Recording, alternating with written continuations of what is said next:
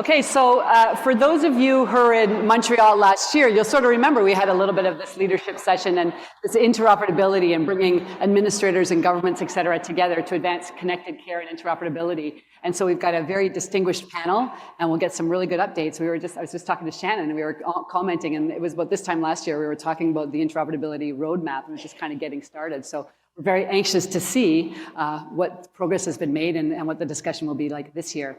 So I'm just going to introduce Abby, who's going to moderate the session, and Abby will then introduce the panelists. So Abby Carla is the Executive Vice President of Digital Health Interoperability at Canada Health Infoway, and he's the one who's leading this journey into the unknown in terms of interoperability. So Abby, over to you to introduce your panelists. Thanks. Thank you, Sheila. And welcome back, everyone. What a great start to the conference. I think the initial perspectives, from our patient partner, and then some remarks from Dr. Alex. They were quite inspiring. I think some of the work that he's doing is incredible.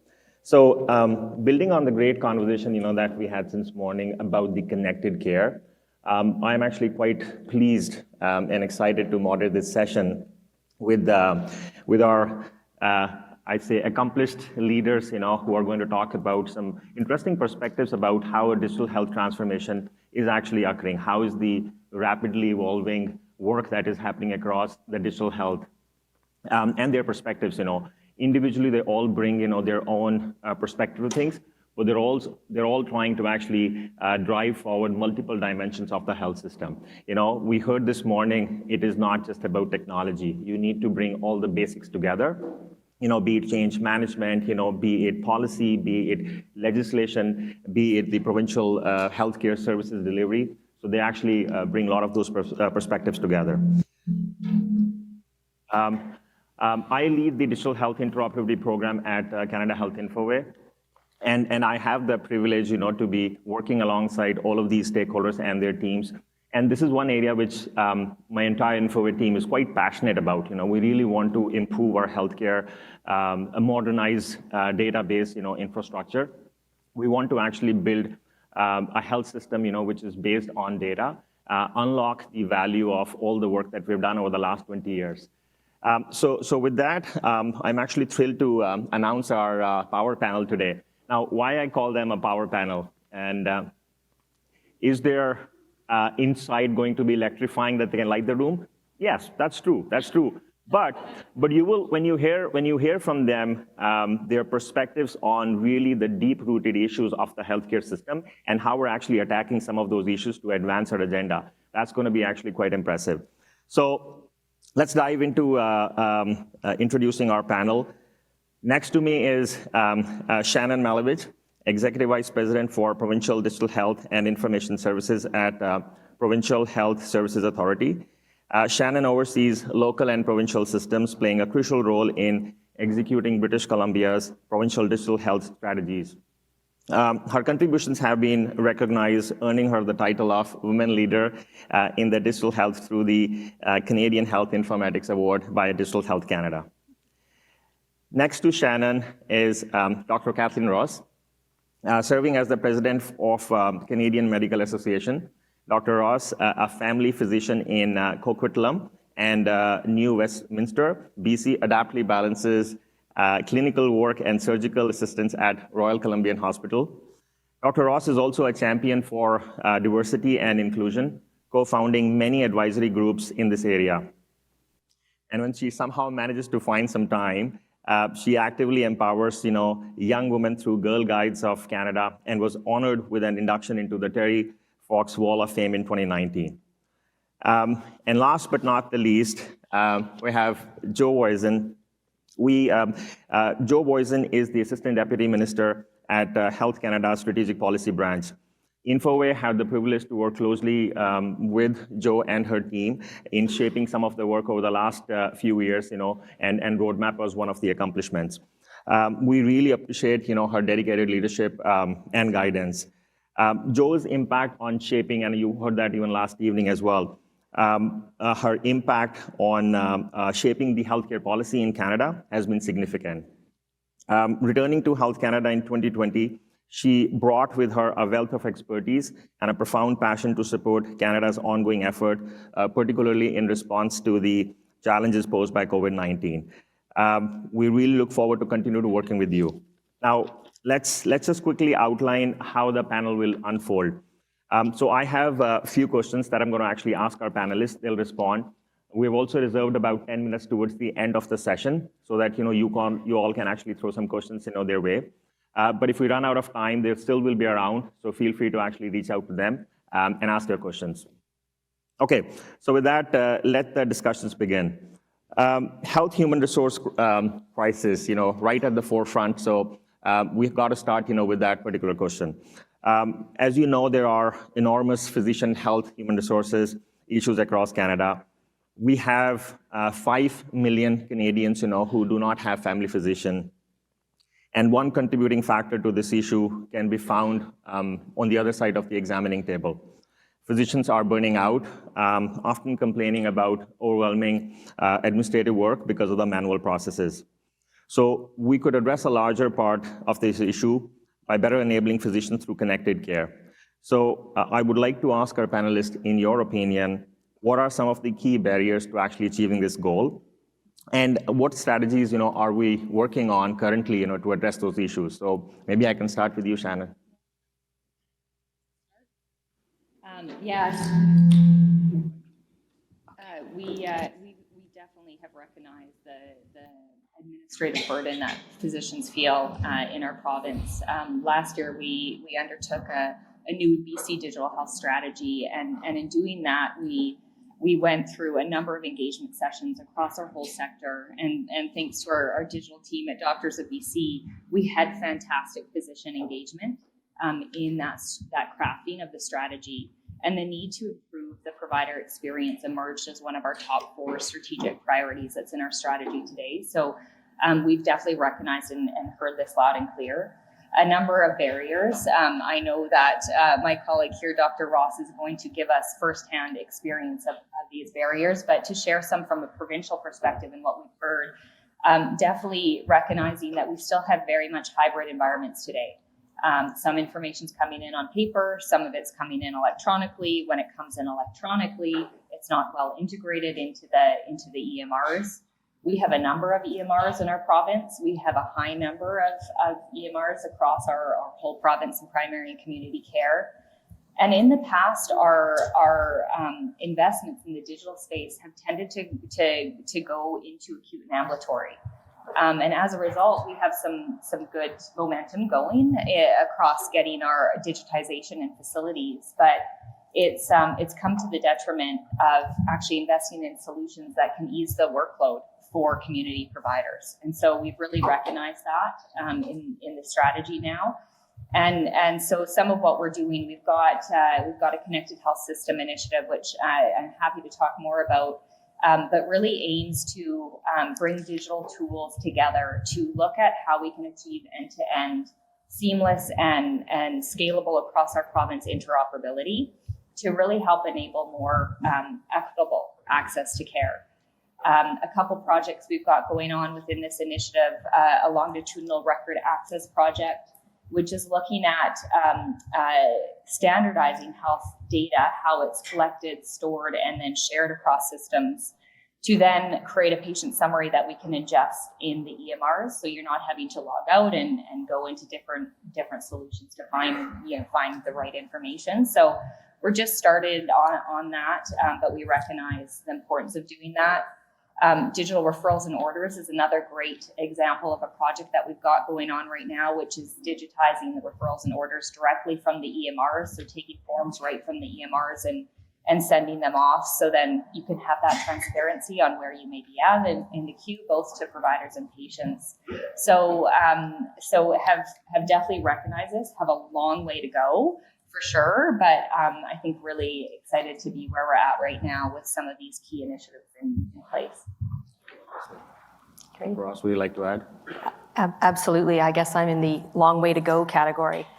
Sorry. So I can take us back almost 20 years now. Our office was one of the original offices in British Columbia to adopt electronic medical records, and there's a big glossy insert in the BC Medical Association Journal of the Day saying, in my words, how EMRs were going to revolutionize care and solve all of our administrative burdens. I'm pretty sure I'm going to hell for that comment. And there's no question at all that there's been lots of attempts by very well-meaning people, and many of those in this room, to try and make the boat go faster. But the implementation of digital solutions has left behind those at the front line in many of these discussions, and top-down solutions and fragmented solutions hasn't actually resulted in safe and efficient care models. We keep encountering roadblock after roadblock after roadblock, and raising those roadblocks has actually also been a challenge for those of us in leadership to try and get the right person to hear those results and those comments. In my offices, I work in two. I work in a longitudinal family medicine practice, now as a locum, and I work in a high-volume obstetrical clinic where multiple people touch data repeatedly, and it might not be the same person touching that patient data for the next 2 weeks. It might be somebody different. We get laboratory results in real time. So if I order 12 tests, it's quite possible that I will get 12 separate copies of that data through our inbox. And it may be that 12 different people actually look at that information. This is obviously fraught with errors. If you're looking at version 12 and it's hard to tell what's been acted on by those ahead of you, you can appreciate that that adds to administrative burden, and it actually adds to the potential for error, and it certainly takes a lot more of our time that could be better spent on other aspects. I also work, as you heard, in a large tertiary care hospital, and I have to admit that there is rarely a day that goes by when I don't receive a notification that some part of that electronic health record is not working, or is going to be down for an undescribed period of time. This also contributes to significant challenges trying to deliver care in a timely and efficient manner and ensure that we're actually connected.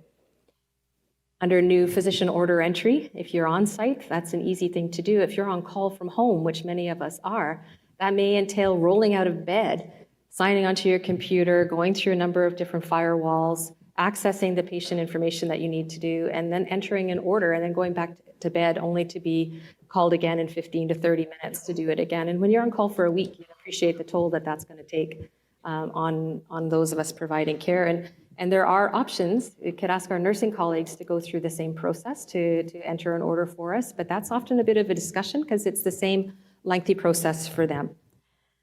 Patients not having access, universal access to their records continues to be a challenge. I had a case just recently where a patient had an ultrasound done in a community office. It was sent to the hospital, quite rightly, for a complication related to her cervix. Unfortunately, did not have access to the ultrasound. So the radiologist acted correctly in sending the patient acted correctly in going there. And unfortunately, I had very little information on which to act, and made a brave choice to send the patient home overnight and bring them back in the morning when I would have access. And thankfully, that worked out well, and her pregnancy continues. But this highlighted for me that this could have been a disaster that would have cost a life. So my barriers, other than not knowing how to use a microphone, I'd really like to highlight the 3 key areas, and you touched on those, and certainly patient-centered care, empowering patients to have access to their own care and in real time. Improving the human health resource issues that we are experiencing by leveraging the skill set of others and in using tech and data to enable the involvement of other providers in a seamless fashion is critical. And then, of course, addressing any and all barriers to administrative burden that we're currently experiencing. We need to make sure that whatever tech we enable makes the boat go faster at the front line. I think I'll leave that there. That's great insights. Joe, would you like to add?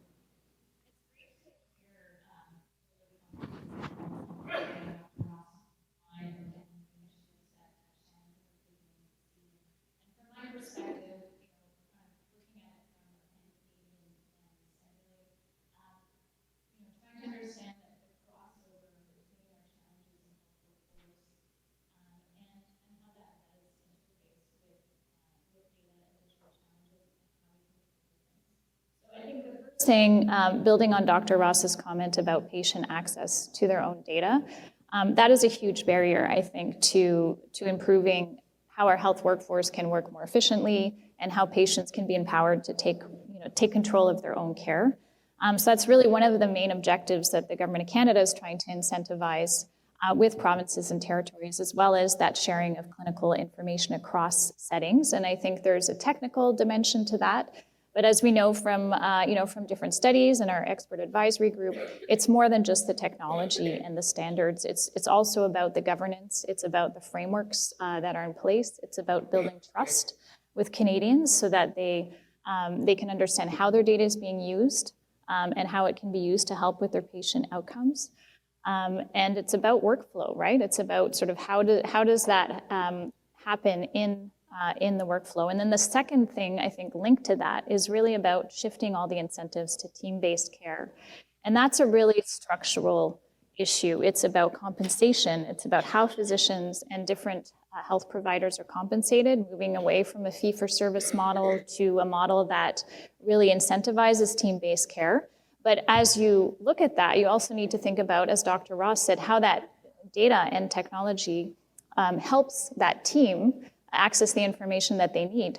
There's real safety issues here with not having the right information and data for patients. So really thinking about that intersection between incentivizing team-based care and how we use digital and data to really make that happen. And the Government of Canada's, taking steps, $200 billion investment in healthcare announced in February and confirmed in the budget, flowing to provinces and territories through bilateral agreements and the Canada Health Transfer to improve healthcare. And as part of that, we're asking provinces and territories, just announced the BC agreement recently, to develop an action plan to detail how it is that they're using these federal funds with targets and indicators to say, are we actually increasing access to family health providers?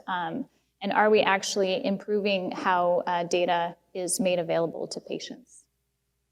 Great. So it is clear we are going through a digital health transformation right now.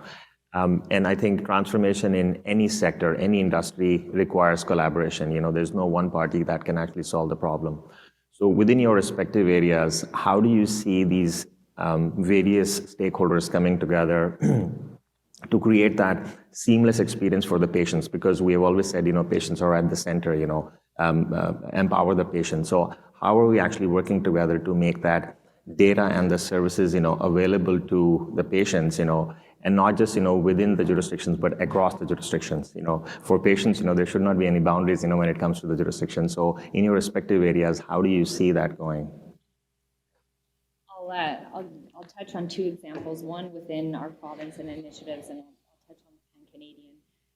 And Dr. Ross said this, my mic is not working. I think Dr. Ross said this well. This can't be a top-down effort, right? With these initiatives, that collaboration is so key to transformation within these initiatives. Clinicians, different voices need to be at the table. We need to think through new models of care. I can help enable that digitally and virtually, but it really takes partnership to make it work. I'm really proud of the work that our team in BC has done around digital referrals and orders. We had an RFP go out last year, and a very detailed but tried to be quick procurement process that we went through, and over 100 people participated in that process. Over 70 were clinicians, and a lot from the regional health authorities, but most of them were primary care providers. So the importance of having them part of this and having them, this is, as talked about this morning, ensuring that we have that social buy-in, because this is for them. And so it needs to be done with them. And so just taking those learnings, and I think just a great methodology that we went through on that initiative and looking at how we can apply it to the others that we have is something that we're always looking at. From that Pan-Canadian perspective, we all touched on the barriers, and I think you can see that we're all dealing with the same challenges. And so how can we work together at a Pan-Canadian level to help overcome these barriers? I have the privilege of co-chairing our FPT digital data table with Joe, I think that table where all of the provinces and territories come together, the Infoway interoperability executive table that has all the provinces and territories coming together, we need to continue that to in order to ensure that we're all aligned with some of these objectives around the interoperability roadmap and helping us overcome these barriers that we do all face. Thank you. Appreciate that. Thank you. I think you can keep that. Is mine working? Mine's working. Test that. I hope so. Yes. So absolutely, I agree with you. We need to actually find ways to streamline some of the things that we do, but we actually need to consider at the forefront how clinical care gets delivered, what workflow looks like at the outset. And I'm very heartened by the things that are happening both at a provincial level, and I'm very proud that the action plan in BC came out first. However, where's the rest of them? I think we need to actually have that conversation. So is Christmas. But I think that these are important, critical conversations, and we actually do need to have some national alignment as to how we're going to deal with this. And it's interesting. Right now, I'm chairing the Canadian Medical Association has a working group on administrative burden, and many of the things that we're talking about here are actually key topics with regards to administrative burden in primary care, especially, but anything community-based has been a challenge. Great, build us a referral tool, but actually knowing who to refer to under what circumstances and what can we do to avoid that referral. So making sure there's sufficient team-based supports in place and knowledge sharing around services that are available in real time without having to make that referral. I too am disheartened to see that virtual care didn't make a difference to diverting emergency room headlines. I hate to see that, because certainly in our practice, digital tools and virtual care has made a difference to access. It has made it easier for people who are otherwise mobility challenged to get in. But there are things that we need to collaborate on to make sure that we can deliver the care that we want to deliver and optimal care. And that is, you're right, leveraging team-based care and making sure that we actually have the right people in play. The one aspect that I haven't talked about yet is the emerging role of artificial intelligence, particularly in clinical note-taking and understanding who owns that data and how do we incorporate this tool into our digital health strategy. There's no question at all, if I never have to write another chart note, I will be a delighted, happy camper. But I don't trust AI yet to capture all the nuances that it needs to capture. So there will have to be a human in the loop, even in that note-taking form. But it is a tool that we need to explore more. So as we're building and learning, and building legislation and standards at a national level, we actually have to have a conversation about AI. Because I believe very quickly within the year, we'll have a pool of healthcare providers who use AI and a pool of healthcare providers who don't. And we're going to need to bridge that divide and ensure that everybody is up to speed. From a barrier point of view, again, putting the patient in the middle has to be critical. Patients need to be able to be active partners in their care, and to do that, they need to have the right information, and they need to have that longitudinal place, that partnership with their care provider or team of providers that can help them along their journey. And I'll leave it there. Thanks. Yeah, so in terms of collaboration, I would say that political collaboration is also crucial. And, Shannon talked about our federal, provincial, territorial table. We're also looking at making sure we have Indigenous voices at that table. About making the change, we need that political commitment to say that this does come from the top, and that there's a desire to see that pan-Canadian collaboration across the country, and I think we have that. So I talked about the $200 billion commitment made by the Government of Canada, and in order to access that funding, the provinces and territories had to sign on to data commitments. So 5 commitments. So the first one is really sharing information with the Canadian Institute for Health Information on key indicators to see that money that's being provided to provinces and territories is making a difference in those priority areas. So the second one was endorsing a health data charter. So that charter was drafted by our expert advisory group, and we discussed it at our table. And the health ministers just last month endorsed The principles in that charter, including patient access to patient access to their own data for their care, as well as principles of Indigenous sovereignty for data, and putting the patient first, right? So those are the kind of principles that they've agreed to in moving forward on this agenda. In addition, there's the interoperability roadmap. So working in close collaboration with the PTs and Infoway, developed the interoperability roadmap, launched in March, really sets the path forward for those technical and data standards across Canada. Huge collaborative effort there. And I think will be really the basis for Canada in moving forward in setting those standards to make sure that the data can be shared across settings. And also looking at aligning our frameworks across provinces and territories and looking at data stewardship, because we know the barriers, not just technology, again, it's governance, it's those policies that are in place. So how do we address those barriers as well? And then the last commitment is related to public health data. We saw in the pandemic that not having the data we needed really caused issues with making really important decisions in terms of managing the pandemic. So that's the last data commitment.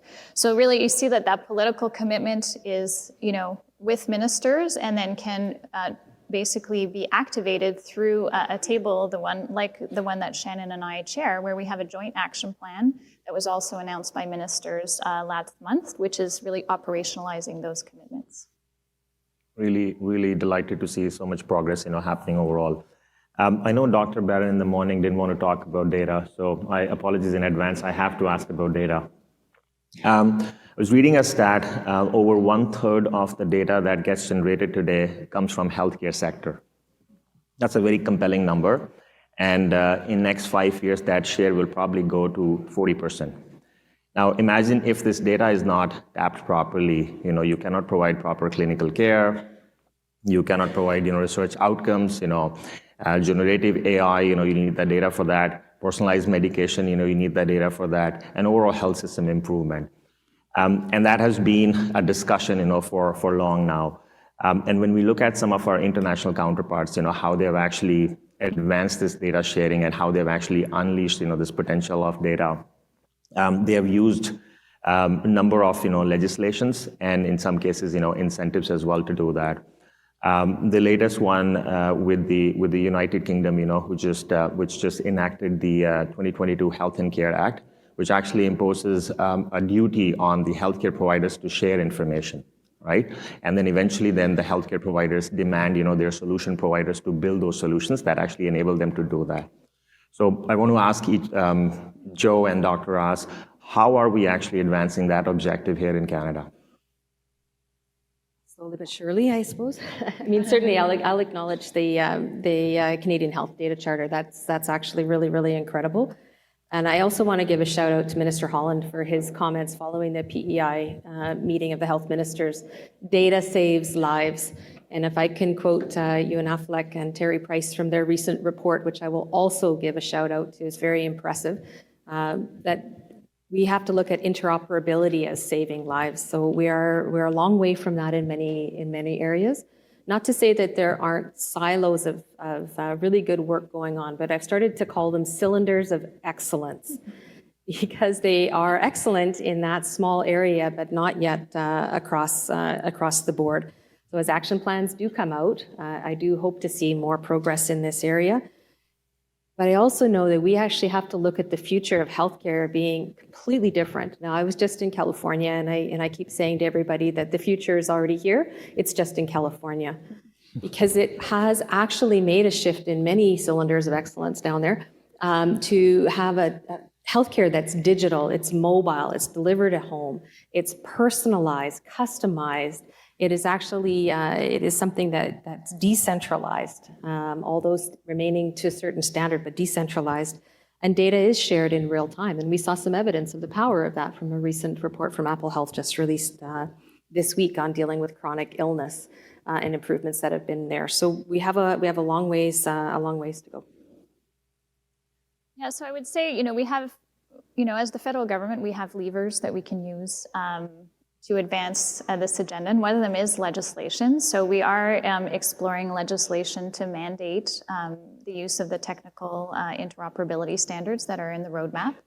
And out discussing that with provinces and territories and with many of you here in the room as well, to get your perspectives. Now, the idea that this would be very collaborative, we looked at what other countries have done, and of course, because our context is different in Canada, we do have a federation, so we have to respect that and our respective provincial and territorial jurisdictions over health. So we really focused on vendors and making sure that they're adhering to these standards, but they are international, right? The roadmap is really based on what's happening in the US, what's happening internationally. So that's actually make it easier for vendors in terms of not customizing things for every province and territory, every health authority, or every cylinder, as Dr. Ross was saying. And really looking at the main objective is to ensure that patients can have access to their own data, and that data can be shared across clinical settings. So, trying to look at enabling that as much as possible. So that's really one lever we are looking to explore. It really builds on the collaborative work that was done through development of the roadmap and the health data charter. So really builds on that. So I think that that's something that we can look forward to as in those discussions. Fantastic. There has been increased recognition and acknowledgement that we need national approach, national strategy, and national frameworks to really advance the objectives that we all share around the connected care, where the information could be shared and exchanged and accessed securely. Maybe Shannon and Dr. Ross, you can add in, why do we need that national strategies, even though within the jurisdictions, we often say, okay, healthcare is local, but healthcare is national. So why do you think, we need that national strategy, and what challenge do you see, adopting those national frameworks and national strategies? And you want to start with? Yeah, as I mentioned, we have a fair number of solutions in our province, and many of those solutions have cross-province markets. We have the major EHRs that have global markets.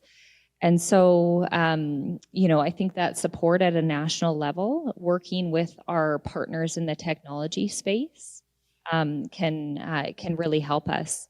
In the past, in our province, we have been a bit guilty of creating our own standards and our own provincial assets and creating our own cylinders of excellence, and that hasn't got us to where we want to be. So I think really working together and looking at how we have commonality, and I know the vendors will appreciate that. So we're not taking different perspectives or different directions across each of us. So that's key. I mean, the other key area is just the challenges of the pace that we do need to move. Like, we have to continue to move forward and make progress. As Abby and as my team knows, we're really pushing to see results over this next year. We have our strategy, and really we need to start moving to delivery and demonstrating results. And so that constant pull of staying on top of these strategic national and provincial initiatives that we know will take us some time, versus the daily crisis that we live in the health system. Every day new things come up, and so it's just a constant pull on our resources on staying strategic, versus also fighting fires every day. And so that dialogue of how we work together with Infoway, how we work together with our partners, is really important to help us move ahead. And so as we can look at opportunities for alignment, we've talked about this on some of our key projects, and get that support in. From a resource and a strategy perspective, it will help us get ahead faster. Fantastic. And I'll add on to that. I think that the problem that we're facing is truly one of healthcare's wicked problems. And the definition of a wicked problem really is that it's difficult to define, that there's sometimes disagreement around the definition of what that wicked problem is. And because there's disagreement around the definition, there's often disagreement around the solutions. But no question at all, the three things that you need to drive change, that came out of Rattel and Wepper, if I'm quoting them correctly, you need to have the science, the actual knowledge that a change is needed. You need to have the political will to support that change, and you need to actually have the general public community willing to make that change. And I feel like we've got all those 3 stars aligned right now. And certainly the alignment between the provinces, territories, and the federal government on the need for standardization is there. But at a grassroots level, we still have massive challenges with data entry disparities. There's a divergence in how we actually enter data. I work as a community provider who works in acute care as well as in the community. I'm on 5 different electronic medical records, 5. And that's across 2 practices, one general and one specialized. In one of those, there are 15 different codes that mean hypertension. In BC, we have over 30 electronic medical records. In Ontario, there's more than 50. So we need to actually have some way to standardize and gather that information in a way that's meaningful so that we can actually measure it and move forward. And we know that what we measure gets done. So if we don't have the ability to measure this across jurisdictions, we don't even have the ability to measure that across the street right now, then we need to do things differently. And this collaboration is massively, massively long overdue. And you know, I don't want to give a shout out to too many vendors, but vendors don't often see the business case for partnering with government, for sharing data. But I would argue that the time is now for us to break down some of those barriers, work together, share data across sites so that we can actually improve Canadian healthcare. And I would, in my mind, and I'm not a vendor, so I appreciate that, but in my mind, that would actually position multiple vendors as partners in making the healthcare system better, rather than as competitors with siloed data. On your point around the health data standards, I know there is a session later in the afternoon, with the CAHA and the Infoway team. They're going to talk about, some of the great work they have been advancing, working through the clinician community and everybody else to develop what I would call a pan-Canadian health data framework, which is going to be the foundation for standardization. So I look forward to that session. We talked about the patient-centric empowerment approaches. Maybe from a provincial landscape and also from a national landscape, can we reflect on or maybe highlight some key initiatives, some named initiatives or projects, that are currently underway that will actually deliver those outcomes? We talked about, actionable, projects and everything. So maybe something specific that you could share. Yeah, happy to. We talk about interoperability in our connected health system work with the goal of improving the provider experience. But that's really to in turn improve patient access to care and improve the patient experience and hopefully generate improved health outcomes. So really looking at the quintuple aim and keeping the patient in mind as we go through the more technical interoperability work is so critical to us. As part of our BC Digital Health Strategy, one of our strategic objectives is to empower patients. And so we really see that ability of giving patients more consistent access to their health information, more consistent interaction with the system that's improved, whether that's booking an appointment or having a screening reminder or having a virtual interaction through our health gateway as our vision. Holding that vision really closely with our partners across HealthLink BC, Emergency Health Services, to really advance the concept of a digital virtual front door, where patients can go, can find services, can access services, and then authenticate and see their own information. But really, we see that foundation to this is having those common data standards and exchange technologies, so that we can actually bring the information together. And we started looking at it really as 2 sides of the same coin, where you have your information going in and you've got your provider experience and then you've got your patient experience. And so let's not separate the two as we have in the past and really think about how the two complement each other.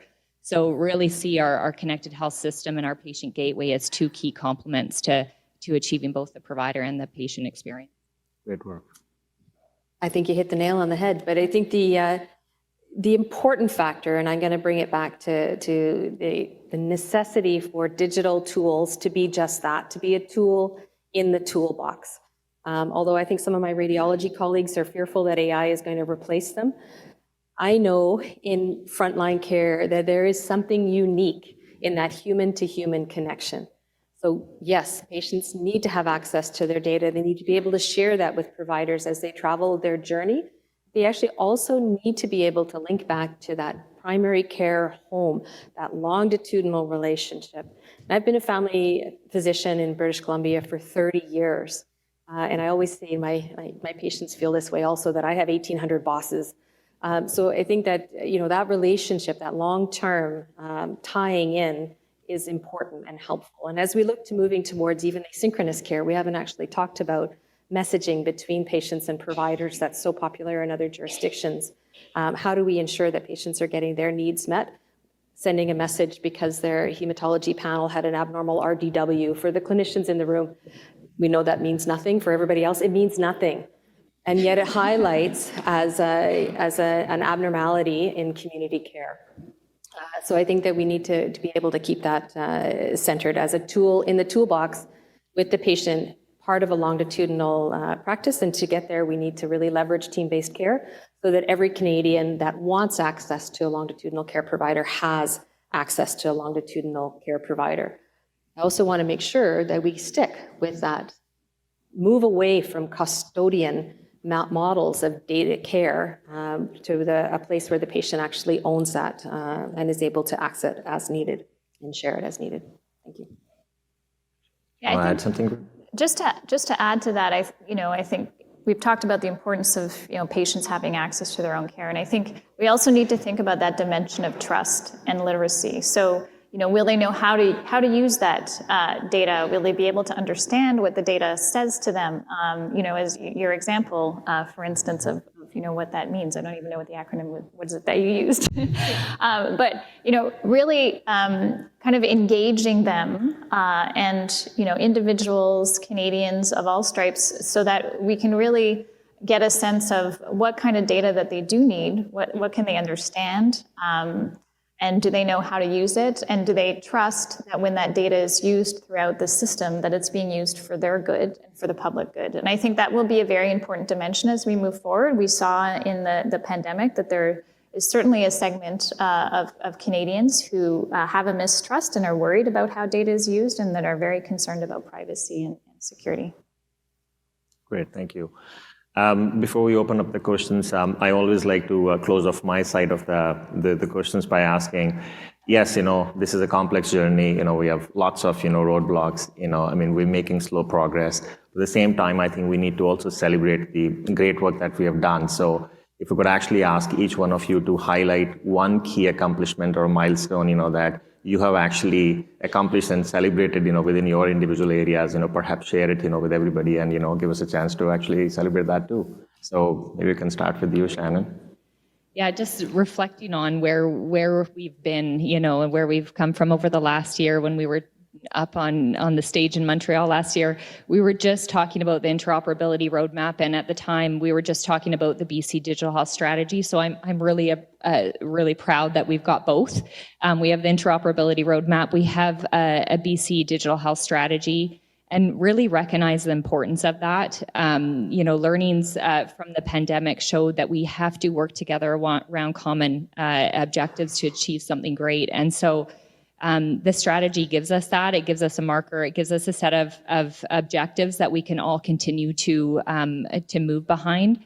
We are, from a digital virtual perspective, in every conversation across a number of program areas. My colleagues and I talk about just how much we have to do to enable change, transform, and we feel pulled in different directions every day so often.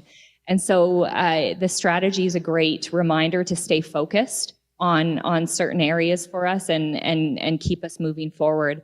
And so while that strategy has been going through the approval process over the last year, we announced it approved earlier this calendar year, we were able to keep going. We were able to keep planning. We were able to keep identifying partners in each of our strategic objectives. And so as the strategy was announced and approved, we also had key initiatives ready to go. And so that was a great success for us to keep that planning going in parallel. And so we feel we're at the point where, the rubber's hitting the road for us, and we've got a number of things to deliver on, but really hopeful that my team will be up here next year talking about all the great accomplishments that we've done over this next year. Great. Ross? I'm really looking forward to that. I think it would be remiss for me, as founder and co-chair of a tool here in British Columbia called Pathways, not to speak to the power of collaboration. Pathways is a resource directory in BC that has integrated frontline clinician need-to-knows with patient information, clinical care pathways, and resources such as health authorities and clinics. And this tool was only made possible through years of collaboration between Ministry of Health, Doctors of BC, and the Pathways not-for-profit team. We've been, as I said, in BC for 10 years. We've seen significant changes during that time, and I'm looking forward to more. This tool's in Yukon and just recently launched in Newfoundland and Labrador, again, as a collaborative project across organizations to actually really streamline care. And I think for any frontline clinician that's here in British Columbia, they recognize that this is an irreplaceable tool in addressing administrative burden and improving frontline patient care. And it's an example that I would be remiss not to bring forward, and we have much more that we can do if we work together. Yeah, so I would say similar to Shannon, just reflecting on sort of how far we've come over the past year and really getting that political commitment and agreement on, key pillars of advancing a data agenda, advancing a health workforce agenda. In PI at the meeting in October from health ministers was a huge milestone, including the announcement of the interoperability roadmap.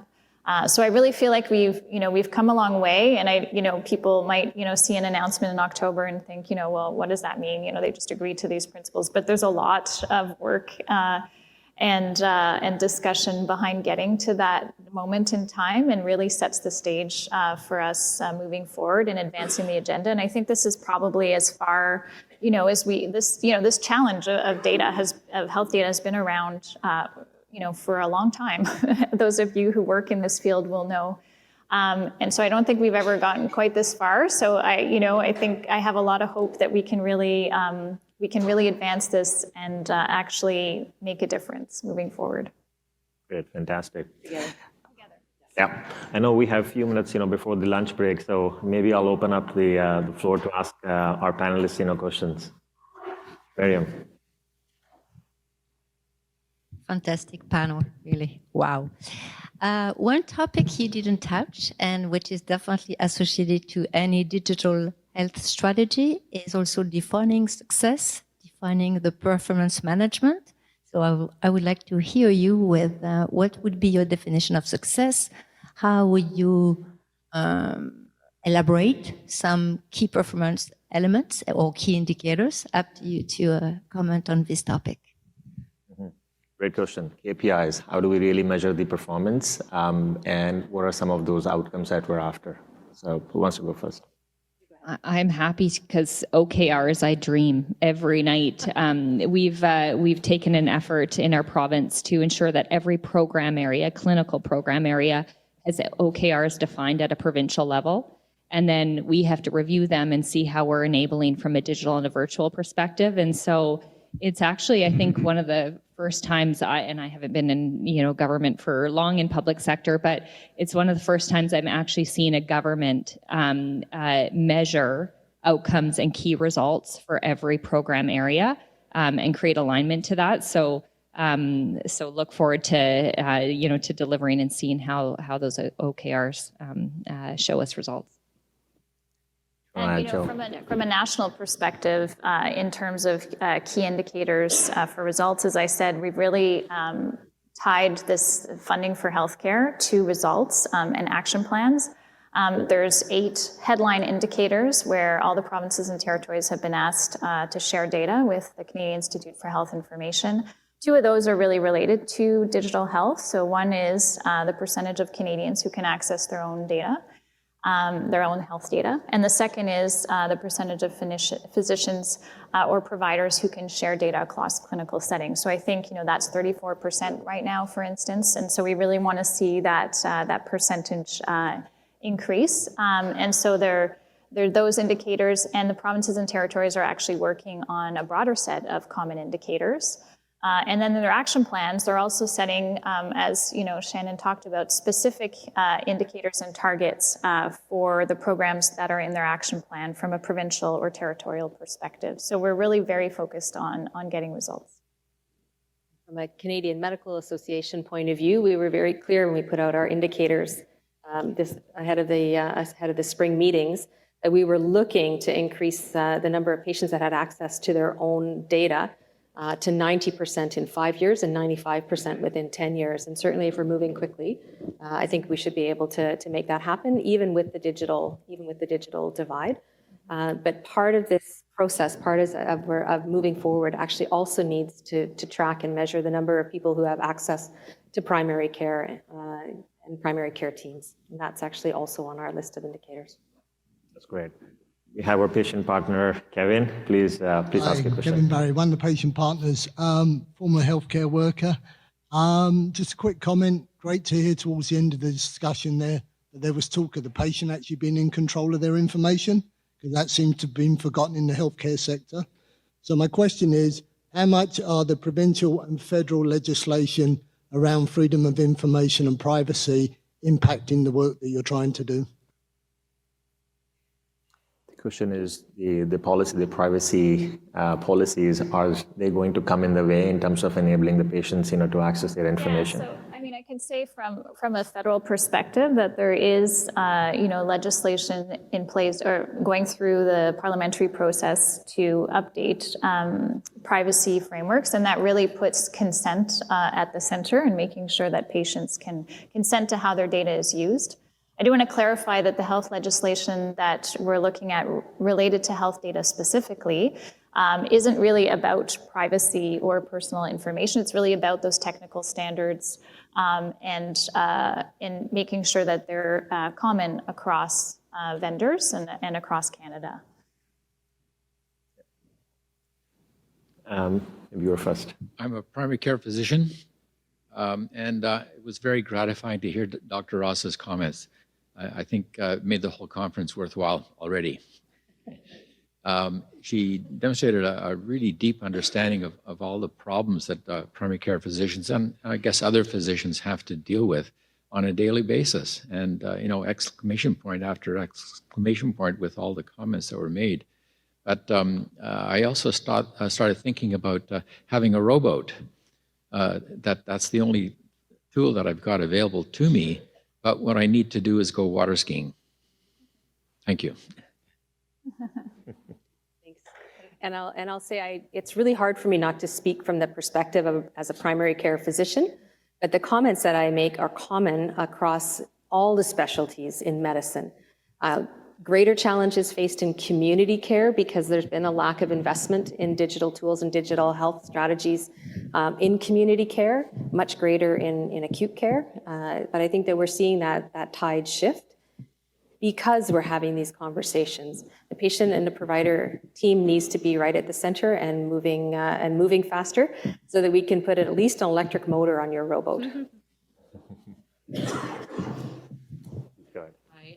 I've spent the last 20 years working in digital health, both as a user, systems integrator, a designer, so I've seen it kind of from every angle.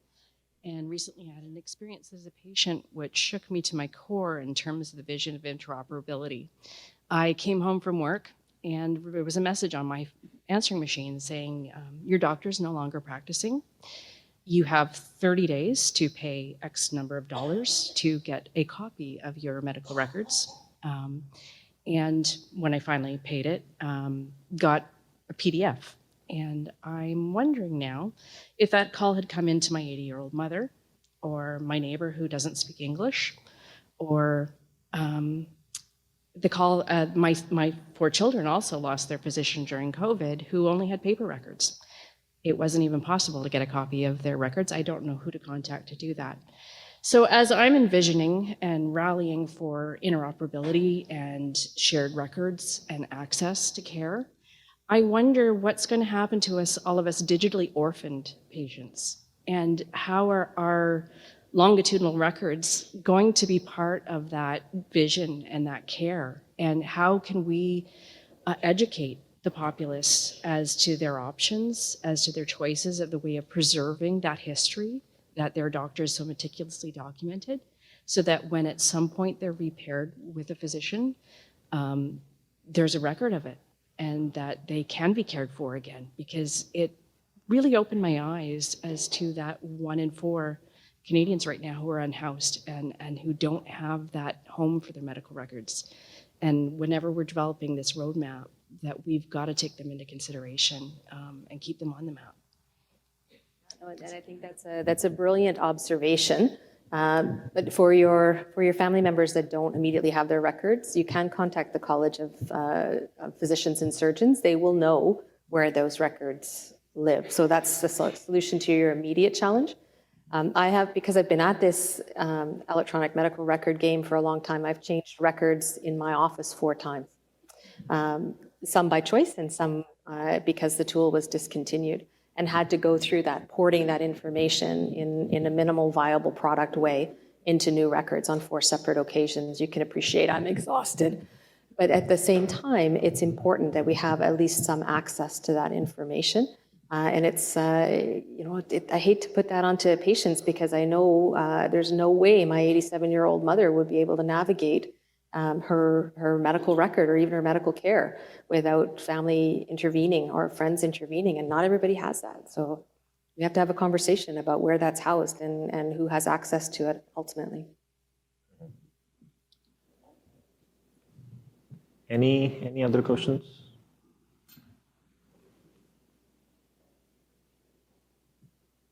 You're always going to be popular when you keep people away from lunch, so I'll try to make this relatively quick. Something the Assistant Deputy Minister said that is of significant importance, specifically post-pandemic, is that inevitably any action or activity taken to support this initiative is going to face active and passive resistance by a variety of state and non-state actors in Canada. So do you feel that there's sufficient resource being put into it to counter these campaigns that are going to be directed at what Dr. Ross said, the 3 groups that are currently aligned in support of it? So is that we're not going to be oblivious to misinterpretation that is going to be propagated through social media and within community networks against the concepts that we're discussing here today? Yeah, no, it's a really good question. I think the short answer is there's not enough information out there yet, and we're really looking at really taking steps forward and actively trying to build that trust as we go out and talk about potential legislation, and as we go out and talk about the interoperability roadmap. So we're looking at doing more in that space, definitely, because I think it's certainly a barrier that we and the provinces and territories and others will face. And a general distrust in the healthcare system that's evolved in the last few years isn't helping either. But I think education is part of the key. If you look at my children's age of digital data sharing, they just expect that their data is going to get shared. They almost expect that they're going to get hacked in whatever information they have. And occasionally my daughter gets lost. She'll ask Google, where is she? Because you just expect that. But certainly there's an educational barrier the farther up in the age group that you go, that we need to work on building that trust in the healthcare system, and trust in how that data is going to be used, and that it's going to be used for good and not for some nefarious purpose. Thank you. I think we can take one more. Yes, go ahead. Right, perfect, thank you. You had mentioned that the future is now and it's live in California. Are there particular barriers to the way that healthcare is being practiced in California versus Canada, or reasons that we can't adopt the things that are already live? So it's a great question. I mean, a lot of our systems are hierarchically arranged and very slow to move and change. But having a brave new world where we're speaking with a common voice across jurisdictions, across political lines, and across all the other previous hierarchical barriers to implementing a seamless, modernized healthcare system, this gives me hope. I get up every day because I see that hope coming. The solutions I saw in California were amazing for those people that were part of that particular health service. It doesn't apply to everybody. In Canada, we have a different massive challenge ahead of us because we want to provide timely access in an appropriate and equitable way to all Canadians. It's going to take time to get there, but having these conversations and working collaboratively is what makes me get up every day, and I'm sure that everybody gets up every day with the same vision. Very well said. Yeah, nicely said, yes. Thank you, Dr. Ross. So before we close up the session, just a reminder, there are a number of concurrent sessions tomorrow, and I think for one particular one, I want to put a plug in for the International Patient Summary. As you know, some of the early adopter jurisdictions, Alberta, Ontario, and BC, they have plans to move forward with implementing a standardized clinical summaries. The team has worked hard over the last couple of years, and they have developed a working prototype with a live system. And it has actually both clinician as well as the patient perspective. We talked about, the empowering the patients to access their records, and we talked about, clinicians reducing their administrative burden, how they can actually look at a structured information, for a walk-in patient coming from different sources. So I would highly recommend you to actually go and see that demo in action. And hopefully, that will continue to expand and grow beyond the early adopter jurisdictions. So with that, we'll close off the session. Thank you so much for your time. We maybe have a round of applause for the team quickly.